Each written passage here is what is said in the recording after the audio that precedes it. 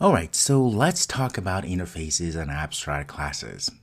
Now, this is one of those topics where a lot of people get confused, and it's really hard to really conceptualize this idea or trying to figure out where does this concept fit in learning Dart or any object-oriented programming language.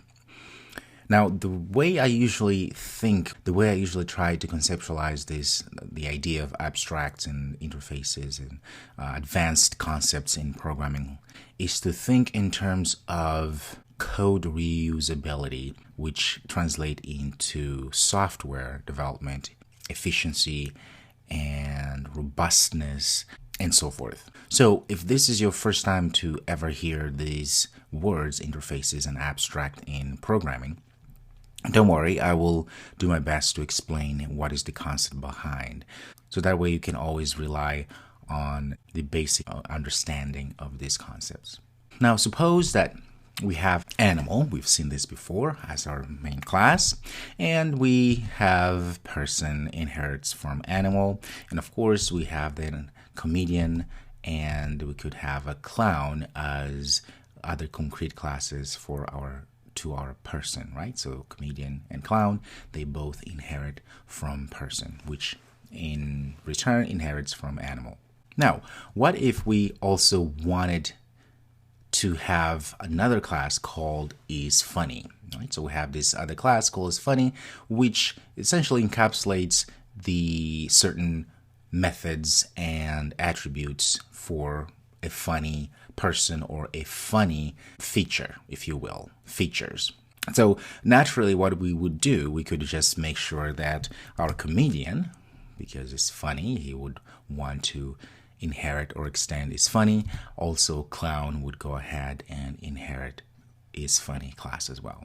This is unfortunately not possible in a lot of object-oriented languages, Dart being one of them. So nope. Multiple inheritance is not allowed. So there's many reasons why this is not a good idea. And as a homework for you, I'd like you to do some Googling research and type in why is multiple inheritance not a good idea or something like that. And you should see a few results that you should read and see and learn for yourself why this is not a good idea. All right? So that's a little side note for you to do. Okay, so this is not allowed, which means we are stuck. Because if we want for the comedian or clown to also inherit from person as well as inherit for is funny, just unrelated class, then we out of luck, right? Because since multiple inheritance, which means a class cannot inherit from more than one parent, then we are in huge trouble. This is not going to happen. But luckily, we have a workaround. So the workaround is obviously interfaces and abstract classes. So let's look at the diagram again. So we have, of course, our animal, person, we have comedian, and we have clown. So now to make this allowable, to make comedian being able to actually get all of the features of is funny as well as the features of person, right? We have to make it interface or abstract class. So is funny now is going to be an interface or an abstract class. And we'll talk a little bit more defining the differences and what an interface and abstract class is. Okay, let's look at what an interface is. This is a question that I get all the time. In the beginning, it's always very confusing. So let's look at interfaces here. So what interfaces are, they allow us to provide common functionality to unrelated classes, okay? Because we said that Dart and many other object-oriented programming language, they don't let us do multiple inheritance for very obvious reasons that you can Google and find out those reasons, okay? Interfaces and abstract classes, they will help us inherit or implement those functionalities that within unrelated classes. So here is funny. Of course, we said it's going to be now an interface. We have comedian class at the bottom, clown, and TV show, and any other class that we want to add, right?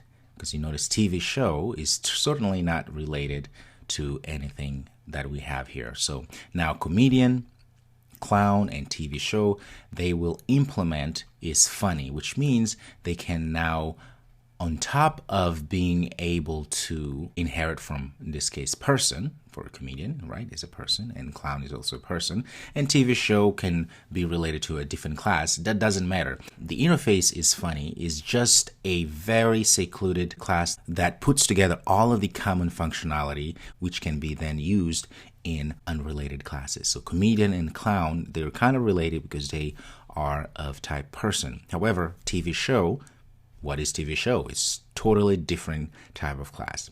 It can also implement is funny interface. Okay, so now we've solved that problem that we have, which is we can't really extend or we can have multiple inheritance in Dart. Okay, good thing is we can implement as many classes interfaces as we want. So clown could implement is funny. If we had another class, another interface, we could also implement that. Now let's define what an abstract class really is. So if you think of an abstract, the idea of something being abstract, it's just an idea, no pun intended, right? It's something that is not concrete, right? It's an idea, it's a concept, it's a generic model of something, or class in this case. So if we look back to an animal in general, if I just say, I want to have an animal. Okay, most people will say, well, that's very commendable. That's very nice. So what type or what kind of animal do you want to have? That's usually the next question that people would ask, because a dog is an animal, but so is a human, you see? So animal, conceptually speaking, it's not a palpable, it's not a concrete thing. It's just an idea. But now when we dig down to a person or a lion or a goat, now we're creating a concrete object, a concrete thing that we can actually go and touch. You can't really go and touch an animal as a concept, right? It's just too generic, if that makes any sense. So in this case here, for instance, an animal, we can have felines, which then inside of the felines, we can have cats or tigers and so many others, right? But for animal also, we can have a person. And at the bottom of the person, we can have employees, we can have women, men, and so forth. Okay, that's the idea. So in this case here, it's very easy to see that animal is not concrete, which means animal should be an abstract class. So what an abstract class really is, represent an idea, a generic mold, if you will. Okay, and abstract classes, they can usually contain one or more abstract methods. And we'll see all of that in code so we can really solidify this understanding here. Now, the next question would be, okay, Paolo, great. When do I know to make a class an abstract? Well, if the class that we're talking about is a very abstract or concept idea or just an idea of something, that class should be an abstract class. Because it's a mold, cookie cutter, if you will, of something that doesn't really exist. It's a generic idea. So whenever you have a very generic idea or noun that represents something, but it's not something, if that makes any sense. Like an animal represents a lot of things, represents something that breathes, something that has blood, something that has brain, and so forth. But it's not something, it involves a lot of things. Now, when we go down the level, felines, yes, those are types of animals.